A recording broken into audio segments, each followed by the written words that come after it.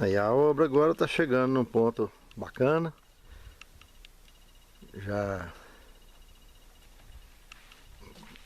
quase terminamos de concretar a varanda.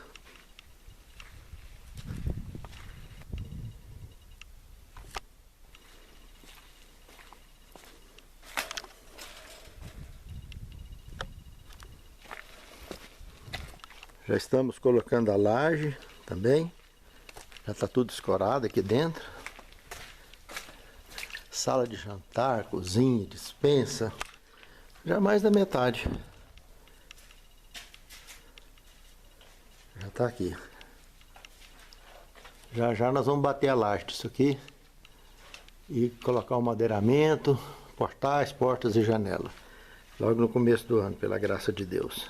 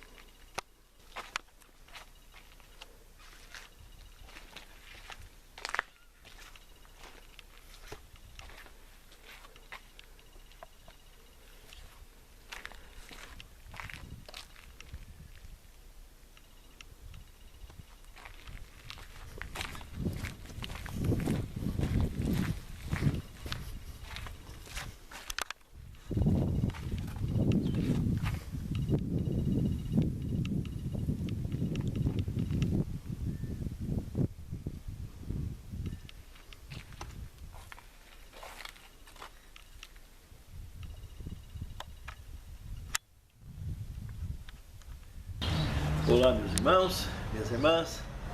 É com muita alegria e com muita satisfação que cumprimento a todos em mais essa oportunidade de estudarmos juntos a Palavra de Deus. Eu gostaria, antes de iniciar esse estudo, de convidá-los para a palavra de oração. Santo Deus, muito obrigado, Senhor, por mais um trimestre que nós encerramos e a oportunidade de abrir um novo trimestre de lições, de mensagens que seguramente nos trarão alimento para a nossa fé e nos sustentar na nossa jornada. Capacita-nos, Senhor, nos abençoe no estudo dessa nova lição, para que possamos, pela Tua graça, não só compreender, mas ter condições de praticar e de ensinar aos que nos cercam, participando assim, cumprindo com a missão que Tu tem confiado a todos nós, nos envolvendo nesse evangelismo, conduzindo almas aos pés do Senhor. Te pedimos e te agradecemos essas bênçãos, em nome de Jesus. Amém. O livro dos Salmos, estudaremos agora. Bacana, hein? Os Salmos é a união do coração de Deus com o nosso coração. Essa é a ideia que os Salmos apresentam. Os Salmos devem seu papel distinto ao fato de que, enquanto a maior parte da Bíblia fala a nós, os Salmos falam por nós e conosco, sendo fonte de bênção, esperança e reavivamento, guiando tanto para a autorreflexão quanto para a reflexão sobre a grandeza de Deus, libertando quando se clama do fundo da alma e cativando para uma entrega renovada no Senhor. Por isso, muitos consideram que os Salmos ecoam suas próprias emoções e experiências e os adotam como orações suas. Muito bacana. Esse trimestre estaremos trabalhando então com os Salmos. E o primeiro tema logo abre: como ler os Salmos. Aqui nós temos Lucas capítulo 24, versos 44 e 45, que diz o seguinte: a seguir, Jesus lhes disse: são essas palavras que eu lhes falei, estando ainda com vocês. Era necessário que se cumprisse tudo que está escrito a respeito de mim na lei de Moisés, nos profetas e nos salmos. Então lhes abriu o entendimento para compreenderem as Escrituras. Irmão, aqui vocês veem que os discípulos andaram com Cristo 3 anos e meio, praticamente, sem falar naqueles que já o conhecia há mais tempo, lá da região dele, da onde ele morava.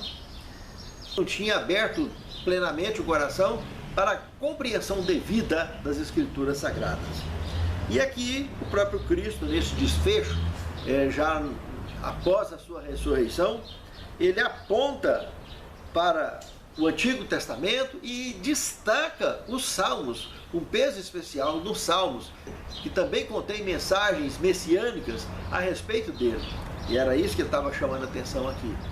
E nós estamos agora mergulhados nessa compreensão para que a nossa mente também possa se abrir à compreensão dos Salmos e nos deve entender também não só os Salmos, mas todo o conteúdo bíblico que nos motivem de entusiasmo e de incentivo para aprofundarmos no conhecimento sagrado.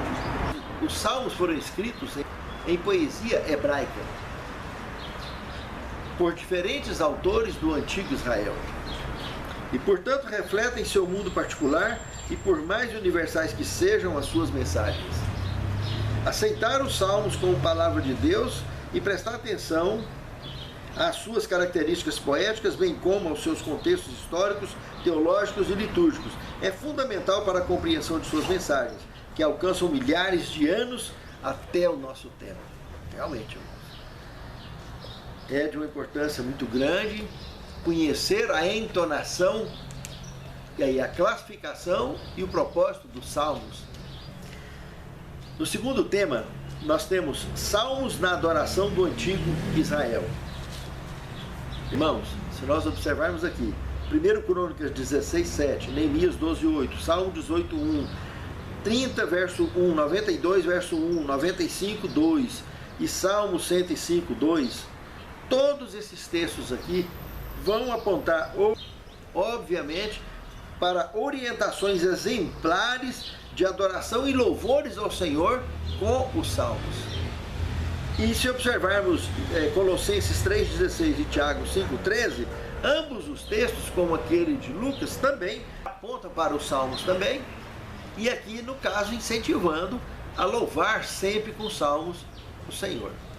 É muito interessante observar esse conteúdo que nós estamos acompanhando aqui nessa nova lição. No terceiro tema, conheça os salmistas. Muito legal isso aqui, irmãos. Aqui nós temos a citação de vários deles. Aqui cita vários autores de salmos, como Moisés, Davi, o principal deles, Salomão. Mas sabe, irmãos, aqui aponta um, que é o Salmo 87 e o Salmo 88, dos filhos de Corá. Irmãos, Corá, sabe quem foi Corá? Você está lembrado? Aquele que foi engolido pela terra no juízo de Deus lá no Êxodo. E lá, quando a gente está lendo lá na ocorrência do fato, deixa-se, parece, por causa da forma de tradução, né, da língua hebraica para o português, transparece uma ideia que Corá foi com a família toda para debaixo da terra, e não foi. Se você observar Números 16, de 10 a 11, ali está falando bem claro que os filhos de Corá não foram sepultados com ele naquele juízo. Ele, com os pertences dele, com a casa dele, a esposa dele, desceram. Mas os filhos dele, está bem claro aqui, nesse texto de Números, capítulo 16, versos 10 e 11, que eles não desceram. Então, realmente, até no monte de lixo nasce um cravo, né? Está aqui a prova, né? E esses meninos deram uma sequência, uma descendência de verdadeiros salmistas, que tem esses salmos que aqui está citado para nós, o Salmo 87 e o Salmo 88. O fato é que os salmistas, todos eles, eram pessoas comuns como eu e você, tinham problemas como eu e você, enfrentavam dificuldades como eu e você, e alguns mencionam dificuldades nos seus salmos, alguns se concentram em alegrias.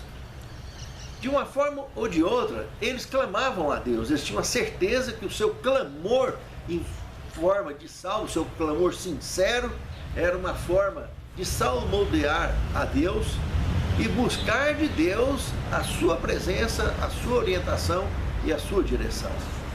Assim como viveram esses salmistas, nos tem uma orientação para que possamos ter como exemplo e fazer o mesmo, sempre buscar também louvar, ou com salmos, ou orando de forma profunda e sincera.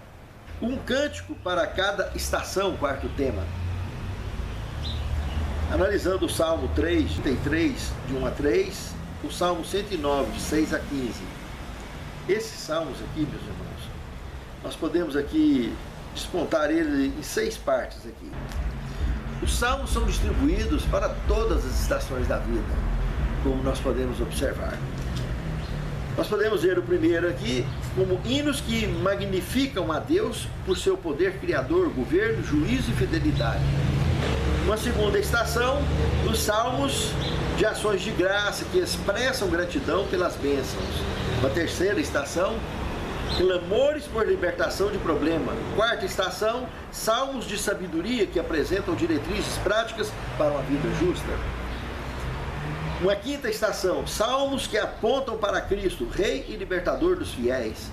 Uma sexta estação, salmos históricos que recordam o passado e destacam a fidelidade de Deus e a infidelidade de Israel para ensinar as novas gerações a não repetir os erros dos antepassados, mas confiar em Deus e serem fiéis à sua aliança. Então, esse é o propósito do estudo do livro dos Salmos. É entender que para eles foram baseados nessas estações e para nós da mesma forma. O quinto tema, orações inspiradas. Irmãos, o que nós podemos ver em 2 Samuel 23, 1 e 2, Romanos 8, 26 e 27, nós podemos ver que realmente, irmãos, a nossa oração sincera, ela é um salmo dedicado ao Senhor. É o nosso salmo vivo, feito hoje, abertamente. A questão é, todos oram de fato, como se estivesse conversando com um amigo? Falam com Deus como se estivesse conversando com um amigo? A questão é que muitas pessoas, ao orar, acabam caindo numa rotina, parecendo uma reza. Os fariseus faziam isso demais. E aquela mesma rotina de sempre, não estava desconectado. É como se apenas ligasse uma televisão, ou ligasse um som, qualquer coisa assim, sabe? Mas não está ligado, não está conectado. E não tem como, de fato, uma oração dessa passar do teto. Entende, irmãos? A oração que passa realmente do teto é a oração que vai sincera, que vai profunda, que vai numa conversa aberta com Deus, e ela é sugestivo, baseado na orientação de Cristo, quando ensinou o Pai Nosso, entendeu? Se prestarmos atenção nas características da oração do Pai Nosso, Cristo, ele louva a Deus, ele ensina a agradecer por tudo que ele faz por nós, e ensina a suplicar de maneira objetiva as coisas, entende, irmãos? Então, a oração do Pai Nosso é uma oração mínima, básica, para alguém começar, é um pontapé inicial. Quando nós olhamos para os Salmos, é uma conversa ampla, aberta. Essa oração não é reza, não é ficar repetindo aquelas coisas, não é falar com Deus desconectado, só ajoelhar, ali fechar os olhos, mas está desligado, a cabeça está no outro mundo, entende? Nós temos que estar conectados com Deus, com quem estamos falando, com Ele mesmo. Aí sim, nós aprenderemos a louvá-lo de maneira profunda, a glorificá-lo de maneira profunda, e isso é salmodiar. E isso é viver um salmo vivo com o Senhor. Entende? Nós podemos usar, sim, os salmos que nós conhecemos. Está lendo um salmo, está louvando, está agradecendo a Deus. Mas podemos viver o nosso próprio salmo com Ele, de joelhos, agradecendo, aprofundando nessa conversa, nessa intimidade com Deus. E sempre o estaremos louvando e agradecendo, porque Ele é o Senhor de tudo e todos. É o grande e eterno Criador e mantenedor que sustenta a nossa fé e a nossa vida, e nos resgata e nos conduzirá um dia de volta ao reino eterno, ao plano original da criação. Pense nisso, amado irmão. Pense nisso, amado irmão. No sexto tema, o mundo dos salmos. Irmãos, se observarmos o Salmo 16, 8, 44, 8, 46, 1, 47, 1 e 7, 57, 2, 62, 8, 82, 8 e o 121, 7, todos esses salmos aqui são cânticos e sermões cristocêntricos, e todos estão nessa direção, deixando sempre Deus como centro de tudo e objetivo de toda a questão dos salmos e de nossa vida. Esse é o mundo dos salmos, o mundo em que Deus é o centro e que tudo gira em torno dele. Os salmos têm essa característica, ele tem essa orientação a nos passar para que aprendamos de fato a conversar com Deus como deve ser feito, de maneira correta, uma oração ampla e profunda. Não é uma oração simples para quem não sabia orar e quer aprender o básico. Não, o salmo é uma forma de oração mais profunda e mais ampla, de louvor e adoração a Deus. Porque a centralidade de Deus na vida produz a centralidade da adoração também. Isso é muito importante. No 7º tema, uma linguagem aberta e franca. Irmãos, aqui no Grande Conflito, na página 6 e 7, olha o que diz. As Escrituras Sagradas, com verdades dadas por Deus e expressas na linguagem da humanidade, apresentam uma união do divino com o humano. União semelhante existiu na natureza de Cristo, que era o Filho de Deus e o Filho do homem. Pode-se dizer da Bíblia o que foi dito sobre Cristo. O Verbo se fez carne e habitou entre nós. Então, meus irmãos, é isso. A natureza divina, humana, de Cristo, nos inspira realmente a ter uma linguagem aberta e franca com Ele, íntima com Ele, com o Pai e com o Espírito Santo. Eles nos criaram. É o Deus eterno e absoluto que nos criou e que nos mantém. Então, nós temos que estarmos conectados sempre com Ele e não ter restrição alguma de falar com Ele, porque Cristo, Ele pagou o preço justamente para que não haja empecilho, para que eu e você nos acheguemos ao Senhor.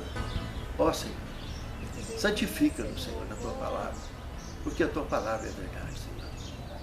Nos enche do entusiasmo necessário de buscar na Tua palavra o conhecimento, aprofundar no conhecimento sagrado e buscar assim com segurança o sustento para a nossa fé e a orientação para cumprir com a nossa missão.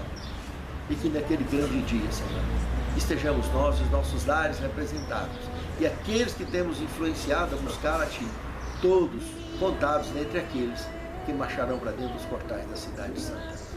Prepare-nos para esse novo ano, do ano 2024, Senhor, para que possamos, pela Tua graça, prosseguirmos no devido preparo para a Tua breve volta e orientar outros a fazer o mesmo. Capacita-nos, prepare-nos para o Teu reino. É o que te suplicamos, agradecidos em nome de Jesus. Amém. Tu és Altíssimo, celebra